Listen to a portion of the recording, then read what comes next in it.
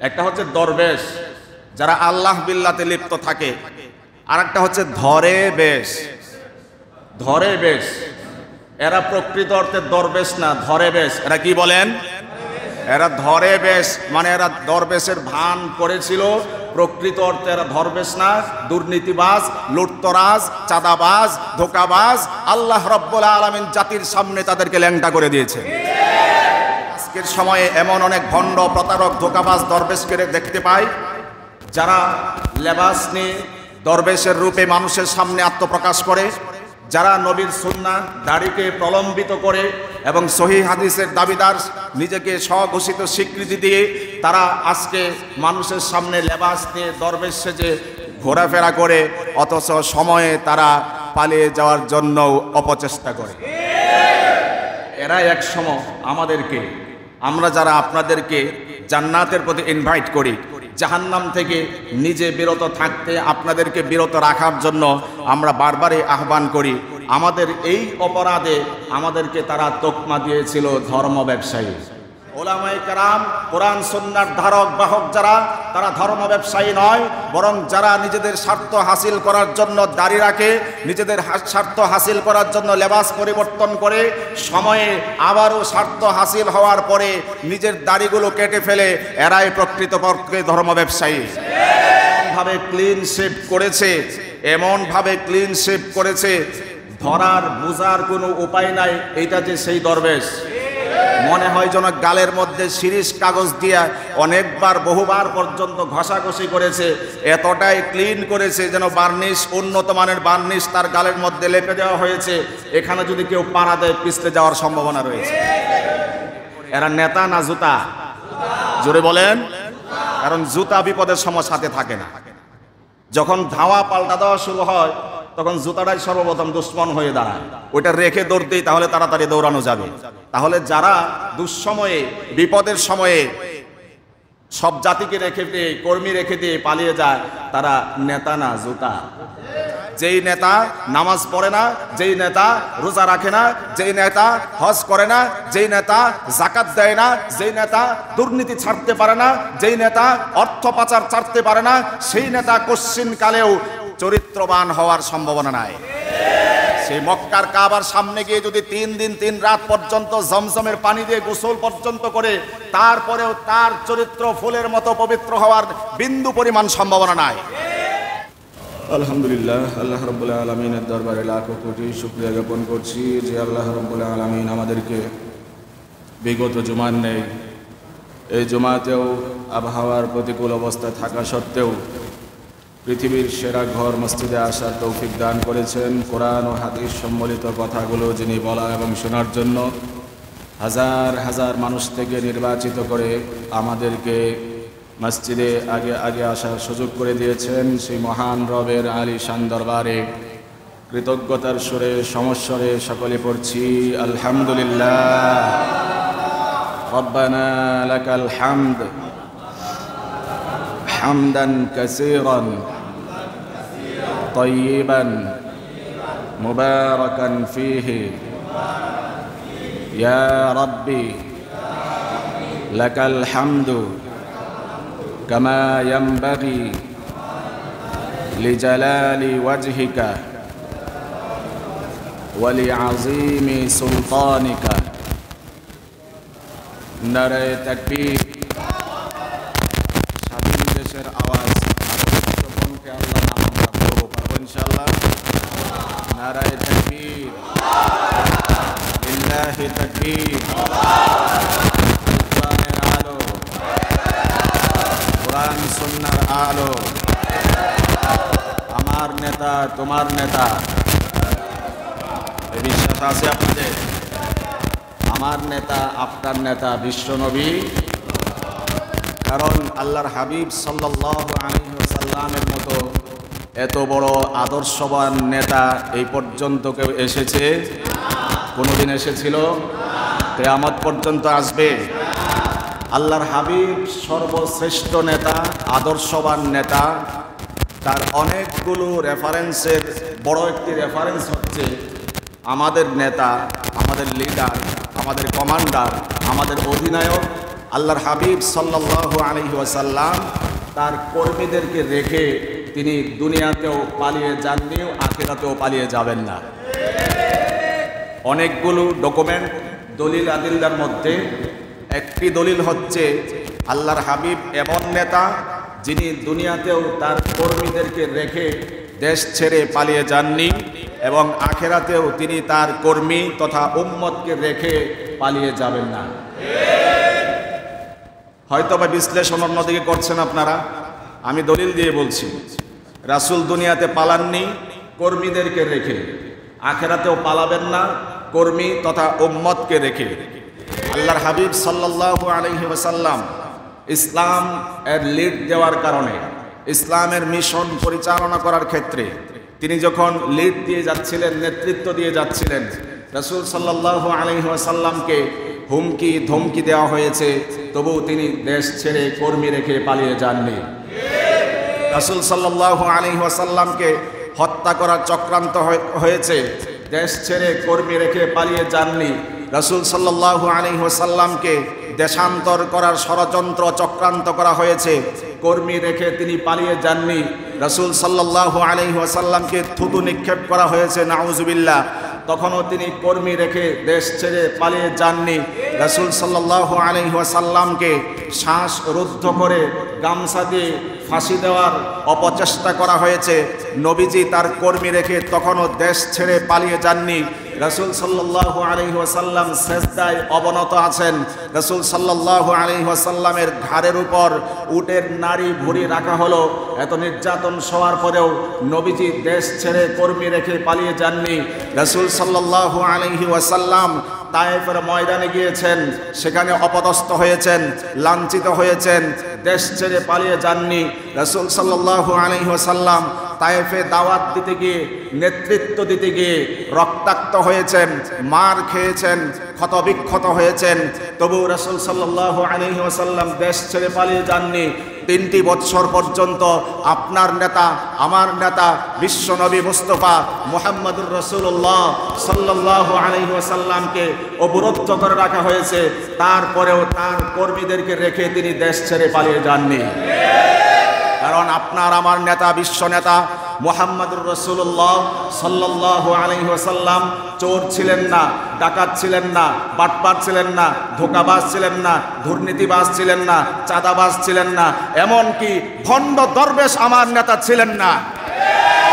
সুতরাং আমার নেতা যেহেতু ভণ্ড দরবেশ না, চাঁদাবাজ না, ধোঁকাবাজ না, দুর্নীতিবাজ না, দেশ ছেড়ে কর্মী রেখে পালানোর কোনো প্রশ্নই আসে না। আমরা আজকের সময়ে এমন অনেক ভণ্ড, প্রতারক, ধোঁকাবাজ দরবেশকে দেখতে পাই, যারা লেবাস নিয়ে দরবেশের রূপে মানুষের সামনে আত্মপ্রকাশ করে, যারা নবীর সুন্নাহ দাড়িকে প্রলম্বিত করে এবং সহিহ হাদিসের দাবিদার, নিজেকে স্বঘোষিত স্বীকৃতি দিয়ে তারা আজকে মানুষের সামনে লেবাস নিয়ে দরবেশ সেজে ঘোরাফেরা করে, অথচ সময়ে তারা পালিয়ে যাওয়ার জন্য অপচেষ্টা করে। কত বড় দুশ্মন, কত বড় ধুরন্ধর ব্যক্তিত্ব সে! রাসূলের সুন্নাহগুলোকে কত লম্বা করে রেখেছে। এই ভণ্ড এই কথাও বলেছে, এই ভণ্ড এই কথাও বলেছে যে কোরআন এর মধ্যে ওরকম সমস্যা নাই, তবে কিছু সমস্যা আছে। নাউজুবিল্লাহ বলেন। এই ভণ্ড বলেছে যে হাদিসের মধ্যে সমস্যা রয়েছে, সহিহ হাদিসগুলো আমি মানি, বাকিগুলোর মধ্যে সমস্যা রয়েছে। নাউজুবিল্লাহ বলেন। সে যে দরবেশের ভান ধরেছিল, জাতির সেটা বুঝতে আর বাকি নাই। সে এমনভাবে ক্লিন শেভ করেছে, এমনভাবে ক্লিন শেভ করেছে, ধরার বোঝার কোনো উপায় নাই এইটা যে সেই দরবেশ। মনে হয় যেন গালের মধ্যে শিরিষ কাগজ দিয়ে অনেকবার, বহুবার পর্যন্ত ঘষাঘষি করেছে, এতটাই ক্লিন করেছে যেন বার্নিশ, উন্নত মানের বার্নিশ তার গালের মধ্যে লেপে দেওয়া হয়েছে। এখানে যদি কেউ পাড়া দেয় পিছলে যাওয়ার সম্ভাবনা রয়েছে। এতটা ক্লিন করে সে নিজেকে, ওই যে দাবিদার দরবেশ, দাবিদার সুফি সাহেব, সে আজকে সে রাসূলের সুন্নাহগুলোকে কর্তৃত করে দেশ ছেড়ে পালানোর জন্য অপচেষ্টা করেছিল, আপনারা সকলেই দেখেছেন। তবে এরা এক সময় আমাদেরকে, আমরা যারা আপনাদেরকে জান্নাতের প্রতি ইনভাইট করি, জাহান্নাম থেকে নিজে বিরত থাকতে আপনাদেরকে বিরত রাখার জন্য আমরা বারবারই আহ্বান করি। আমাদের এই অপরাধে আমাদেরকে তারা তকমা দিয়েছিল ধর্ম ব্যবসায়ী। কথা বলেন না? এরা এক সময় আমাদেরকে ধর্ম ব্যবসায়ী বলতো। আজকে ময়ানের মেম্বার থেকে বলিষ্ঠ কণ্ঠে বলতে চাই, ওলামায়ে কেরাম, কোরআন সুন্নাহর ধারক বাহক যারা, তারা ধর্ম ব্যবসায়ী নয়, বরং যারা নিজেদের স্বার্থ হাসিল করার জন্য দাড়ি রাখে, নিজেদের স্বার্থ হাসিল করার জন্য লেবাস পরিবর্তন করে, সময়ে আবারও স্বার্থ হাসিল হওয়ার পরে নিজের দাড়িগুলো কেটে ফেলে, এরাই প্রকৃতপক্ষে ধর্ম ব্যবসায়ী। কোনো সন্দেহ নাই, এরাই হচ্ছে প্রকৃত অর্থে ধর্ম ব্যবসায়ী। আল্লাহ রাব্বুল আলামিন জাতির সামনে তাদেরকে উন্মোচন করে দিয়েছেন। মুরব্বীরা বলেন, একটা হচ্ছে দরবেশ, যারা আল্লাহ বিল্লাতে লিপ্ত থাকে, আর একটা হচ্ছে ধরে বেশ। ধরে বেশ, এরা প্রকৃত অর্থে দরবেশ না, ধরে বেশ। এরা কি বলেন? এরা ধরে বেশ, মানে এরা দরবেশের ভান করেছিল, প্রকৃত অর্থে এরা দরবেশ না, দুর্নীতিবাজ, লুটতরাজ, চাঁদাবাজ, ধোঁকাবাজ। আল্লাহ রাব্বুল আলামিন জাতির সামনে তাদেরকে ল্যাংটা করে দিয়েছে। আমরা তাদের নিন্দা করছি এই জন্য না, আক্রোশের বশবর্তী হয়ে না, বরং আমরা নিজেরা যেন ইতিহাস থেকে সবক নিতে পারি, আমরা যেন লিড দেওয়ার ক্ষেত্রে, নেতৃত্ব দেওয়ার ক্ষেত্রে নিজেকে পরিশুদ্ধ করতে পারি। এই জন্যই আজকের আলোচনা সমালোচনা। শিরোনাম ছিল আমাদের নেতা, বিশ্ব নেতা মুহাম্মদুর রাসূলুল্লাহ সাল্লাল্লাহু আলাইহি ওয়াসাল্লাম। দাবি ছিল তিনি পালাননি, দুনিয়াতেও পালাবেন না, আখেরাতেও। তিনি পালাননি তো আমরা দেখলাম।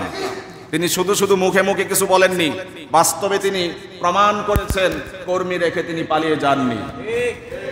বরং একজন নিষ্ঠাবান নেতা, আদর্শবান নেতার চরিত্র হবে এমন, আগে কর্মীদেরকে তারা হিজরত করাবে, অর্থাৎ কর্মীদের সেফটি তারা আগে দেবে, তারপর নেতার সেফটি।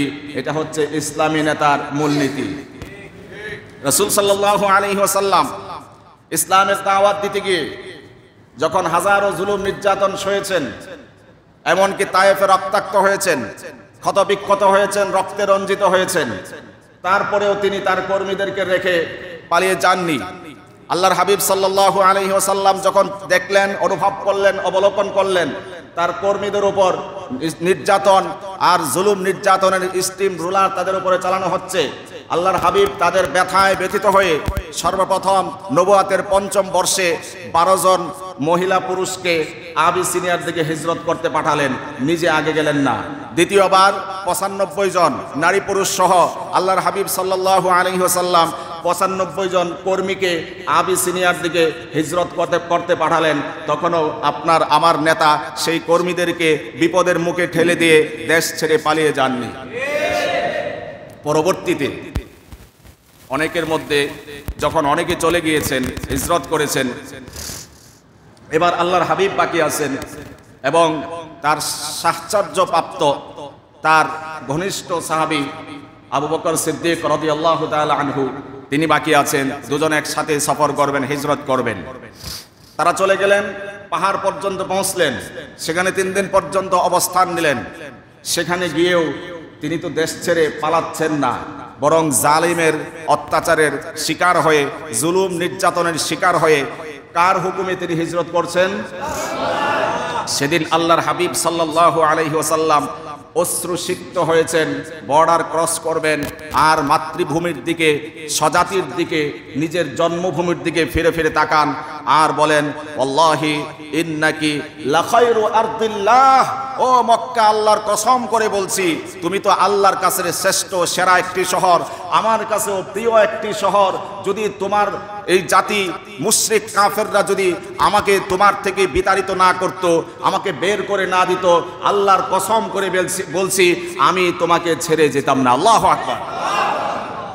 রাসূল পালাচ্ছেন না, তিনি মাতৃভূমির প্রতি শ্রদ্ধা রেখেই, ভক্তি রেখেই, অশ্রুসিক্ত হয়ে, অশ্রু সজল হয়ে সেই বর্ডার ক্রস করবেন আর মক্কার দিকে ফিরে ফিরে তাকান, মক্কার ভূমির দিকে ফিরে ফিরে তাকান আর আফসোস করেন, তোমার গোত্রের মুশরিক কাফির বেদিনরা যদি আমাকে তাড়িয়ে না দিত, আল্লাহর কসম করে বলছি আমি তোমাকে ছেড়ে অন্য কোনো দেশে যেতাম না। সুবহানাল্লাহ বলেন।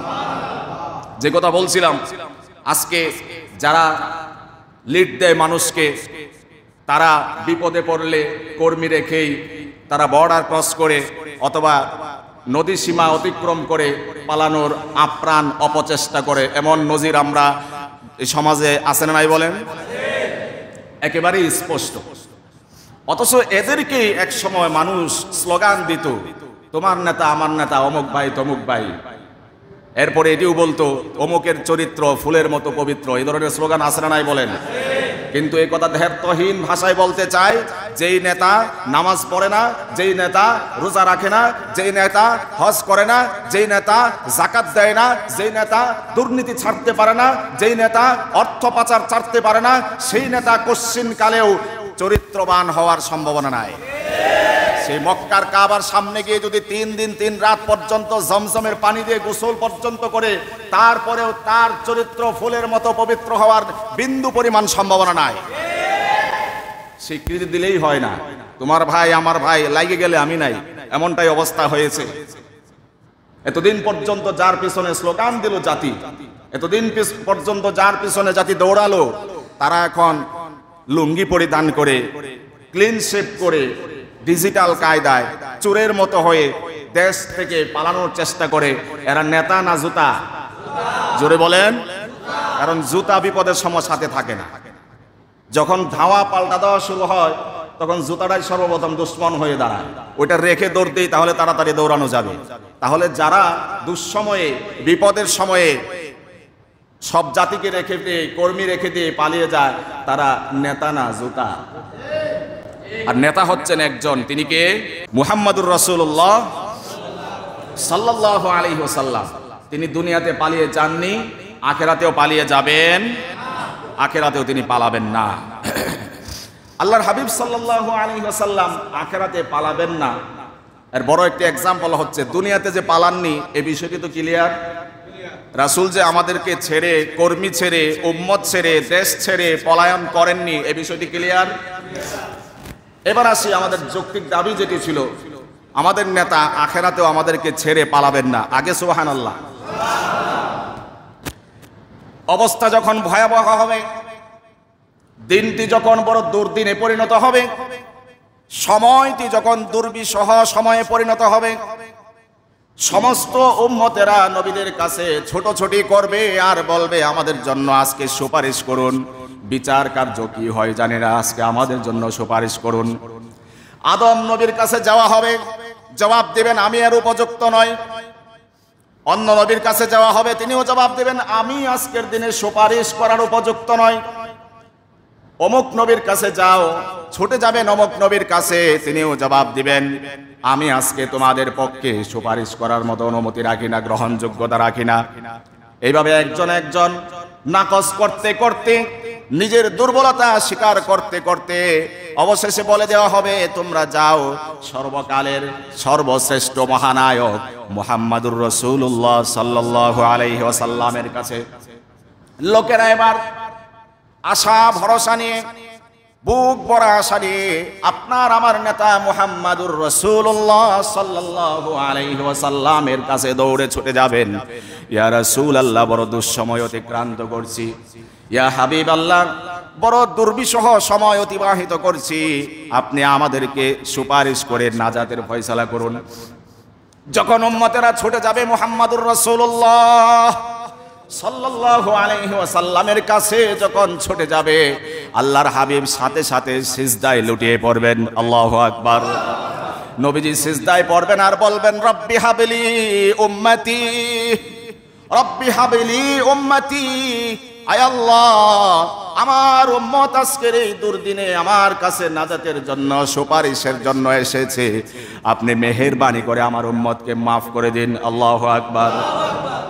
আল্লাহর বড় দয়া হবে, করুণা হবে, মায়া হবে, ভালোবাসা সৃষ্টি হবে, রহমতের দরিয়ায় জোশ চলে আসবে। ঠিক ওই মুহূর্তে ভালোবাসার পাত্র নবী মুহাম্মাদুর রাসূলুল্লাহ সাল্লাল্লাহু আলাইহি ওয়াসাল্লামকে আল্লাহ রাব্বুল আলামিন ইশারা করে বলবেন, ইয়া মুহাম্মদ ইরফা রাসাক, ও মুহাম্মদ কি বলতে চাও বলো, মাথা উঠান ইয়া হাবিবাল্লাহ, মাথা উঠান। কুল, আপনি কি বলতে চান বলেন। ইউসমা আলাকা, যা বলবেন তাই শোনা হবে। আল্লাহু আকবার। ইয়া রাসূলুল্লাহ সাল তু'তা, কি চাওয়ার আছে চান, কি আবেদন দরখাস্ত করার আছে আবেদন করুন, দরখাস্ত করুন। সমস্ত আবেদন দরখাস্ত আজকে মঞ্জুর করা হবে। সুবহানাল্লাহ বলেন। আল্লাহ রাব্বুল আলামিন নবীকে আরো প্রবোধ দিয়ে বলবেন, ইয়া রাসূলুল্লাহ ইয়া হাবিবাল্লাহ ওয়াসফা তুসাফা, কোন সুপারিশ করতে চান কিনা বলুন। যদি সুপারিশ করতে চান আমি আল্লাহ আপনাকে জবান দিচ্ছি, সমস্ত সুপারিশ আমি আল্লাহ কবুল করে নেব। আল্লাহর হাবিব সাল্লাল্লাহু আলাইহি ওয়াসাল্লাম তখন পর্যন্ত বলবেন, উম্মতি উম্মতি উম্মতি। আল্লাহু আকবার। আয় আল্লাহ, আমি আর কিছু চাই না। বিপদের দিনে, দুর্দিনে, দুঃসময়ে আমার উম্মত আমার কাছে সুপারিশ পাওয়ার জন্য এসেছে। আমি আমার উম্মতকে রেখে পালাতে চাই না, আমি আমার উম্মতকে নিরাশ করতে চাই না। আমার উম্মতকে আপনি মাফ করে দিন। ঠিক এই মুহূর্তে আল্লাহ রাব্বুল আলামিন বিশ্ব নবীকে সান্ত্বনা দিয়ে বলবেন, ইয়া রাসূলুল্লাহ ইয়া হাবিবাল্লাহ মান কানা ফি কলবিহি মিসকালু হাববাতিন মিন খারদালিন মিন ঈমান ফাখরুজ মিনহা। আয় আল্লাহর হাবিব, এই মুহূর্তে আপনি জাহান্নামের দিকে ছুটে যান। জাহান্নামে আপনার যত উম্মত রয়েছে, যাররা পরিমাণ ঈমান নিয়ে জাহান্নামে যত কর্মী আর উম্মত রয়েছে, সমস্ত কর্মী আর উম্মতকে নিয়ে আপনি আমার জান্নাতে প্রবেশ করুন। আমার সমস্ত উম্মত, আপনার সমস্ত উম্মত, আপনার যত কর্মী আছে, সমস্ত কর্মী উম্মতকে জাহান্নাম থেকে মুক্ত করে, যদিও তার ভিতরে যাররা পরিমাণ ঈমান থাকে, তবুও তাকে জাহান্নাম থেকে মুক্ত করে আপনি সহ তাদেরকে নিয়ে আমার জান্নাতে ঢুকে যান। সুবহানাল্লাহ। আমার নবী, বিশ্ব নবী মুহাম্মদুর রাসূলুল্লাহ সাল্লাল্লাহু আলাইহি ওয়াসাল্লাম আবারও স্লোগান দিতে চায়, আমার নেতা তোমার নেতা।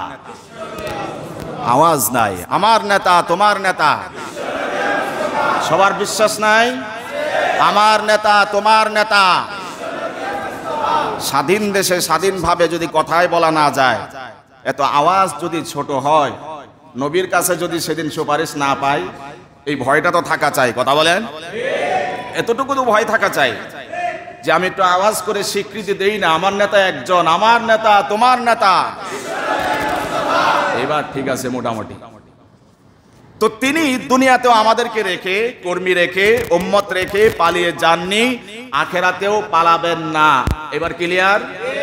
আচ্ছা। কিন্তু যারা দুনিয়াদার, স্বার্থপর, যারা ধোঁকাবাজ, যারা দুর্নীতি পরায়ণ, তারাই একমাত্র কর্মী রেখে দেশ ছেড়ে কর্মীদেরকে বিপদের সম্মুখে ঠেলে দিয়ে পালিয়ে যেতে পারে। কথা বলেন।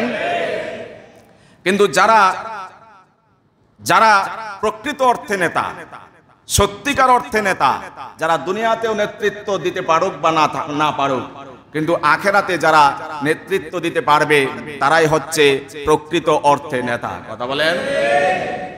এমন নেতা বহু খুঁজে পাওয়া যাবে। সেরা নেতা তো মুহাম্মদ সাল্লাল্লাহু আলাইহি ওয়াসাল্লাম।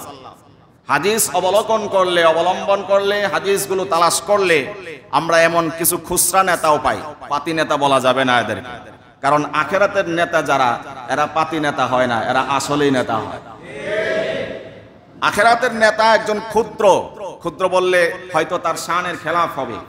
30 পারা কোরআন যার সিনায় আল্লাহ রাব্বুল আলামিন সেভ করে দিয়েছেন, সেই কোরআনওয়ালাকে আল্লাহ এত পাওয়ার দিবেন, এই কোরআনের নেতৃত্ব দানকারী কোরআনের নেতাকে আল্লাহ এত পাওয়ার দিবেন, যাও এমন জাহান্নামে 10 জনকে তুমি জান্নাতে সুপারিশ করে নিয়ে যাও, যেই 10 জনের জন্য জাহান্নাম ওয়াজিব অবধারিত হয়েছিল, এমন 10 জনকে বাছাই করে তুমি জান্নাতে নিয়ে যাও।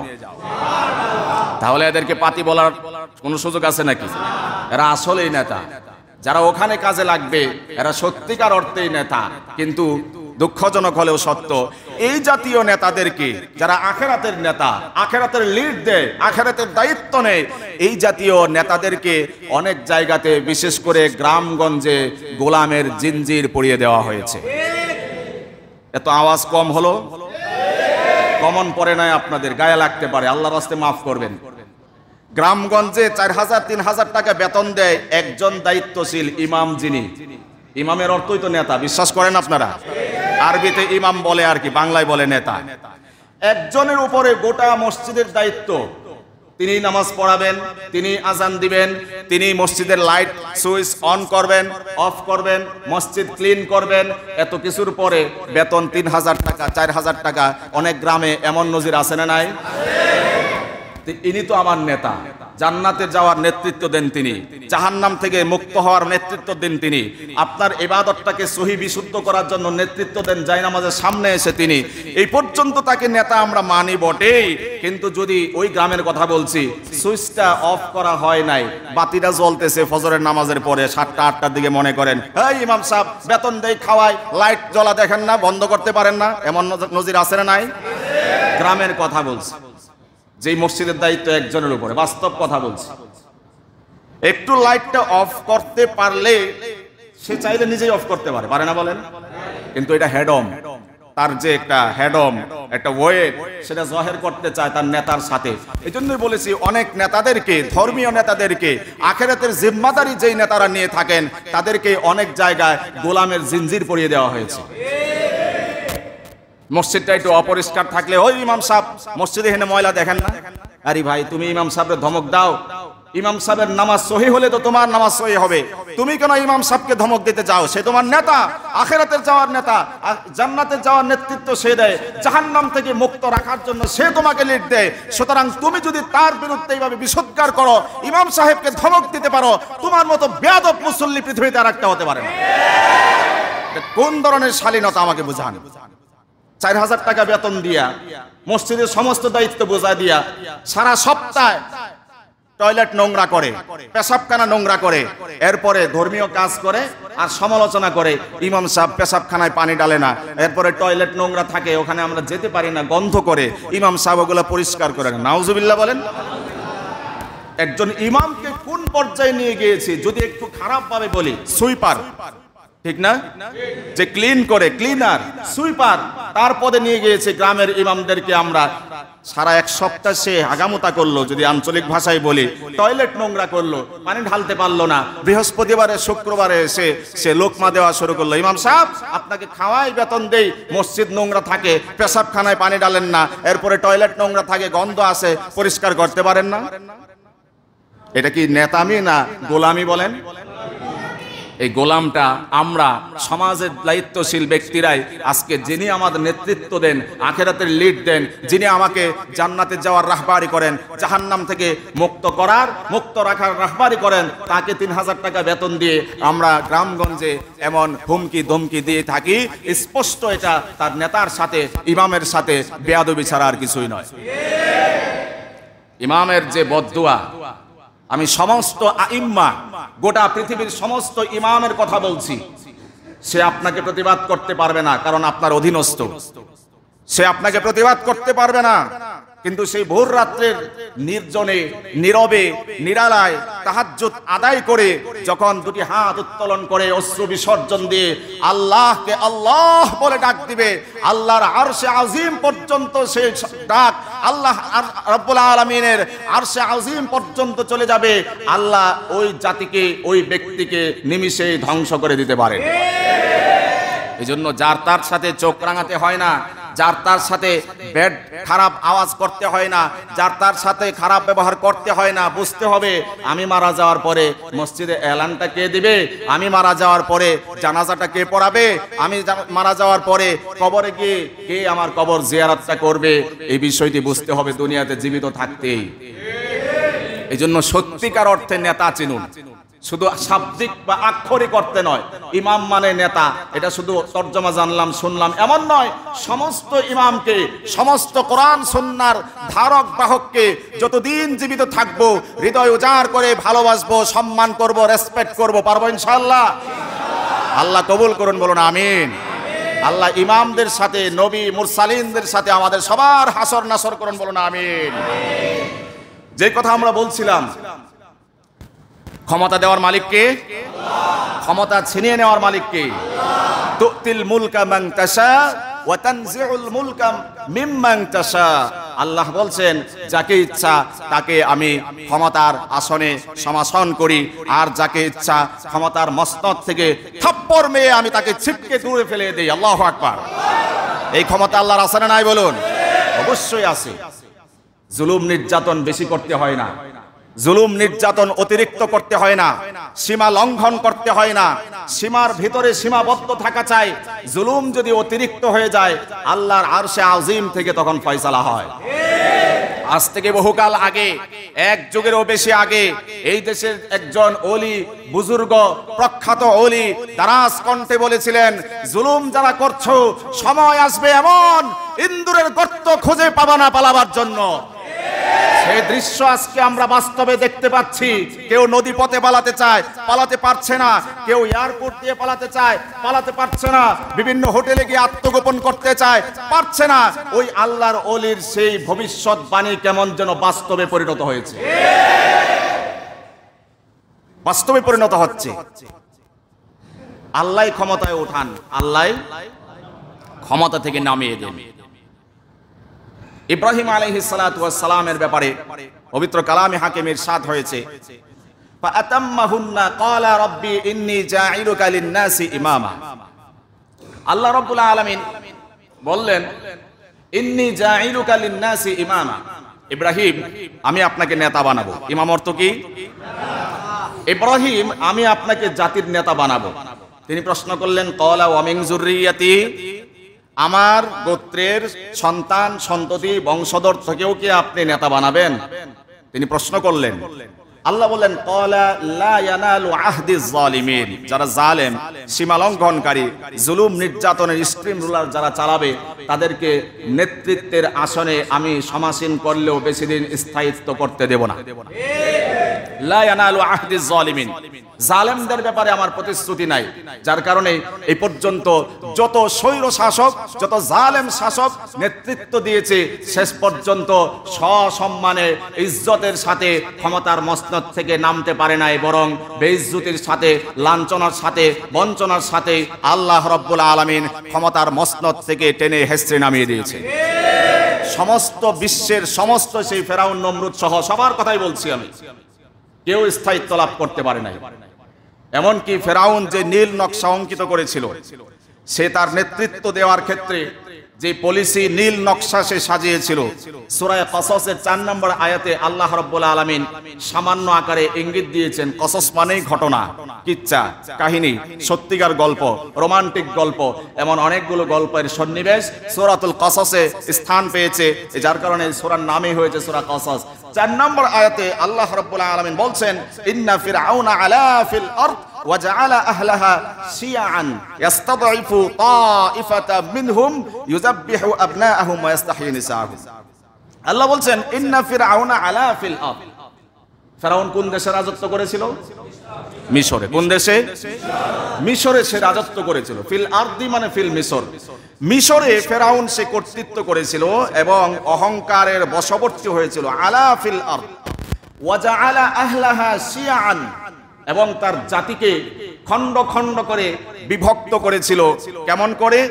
ইয়াস্তাদঈফু তাইফাতাম মিনহুম, কিছু একটি গোষ্ঠীকে তথা মূসার অনুসারীদেরকে, বনী ইসরাইলকে তারা দুর্বল করে রেখেছিল। এবং ইউযাব্বিহু আবনাআহুম ওয়া ইস্তাহয়ী নিসাআহুম। এই আয়াতের তাফসীর অবলম্বনে আমি সত্যি কথা, অথেন্টিক কথা, নির্ভরযোগ্য তাফসীর থেকে কথা বলছি। ফাতহুল কাদির খুললে আপনারা পাবেন যে সে যে তার গোত্রকে গোত্রে গোত্রে বিভক্ত করেছিল, বিভিন্ন রকমের ডিভাইড করেছিল। তাফসীরে এসেছে সে গরিব দুঃখী যারা ছিল, দুর্বল অসহায় যারা ছিল, তাদেরকে এক পাশে রাখতো, আর কিছু মানুষকে সর্বোচ্চ সুযোগ সুবিধা দিয়ে, যেইভাবে তাফসীরের কিতাবে এসেছে সেভাবেই বলছি, সর্বোচ্চ সুযোগ সুবিধা দিয়ে তাদেরকে শাসক গোষ্ঠীতে পরিণত করেছিল ফেরাউন। এক গোষ্ঠীকে শাসক গোষ্ঠীতে, শক্তিশালী গোষ্ঠীতে পরিণত করেছে, আর এক গোষ্ঠীকে রেখেছে দুর্বল করে।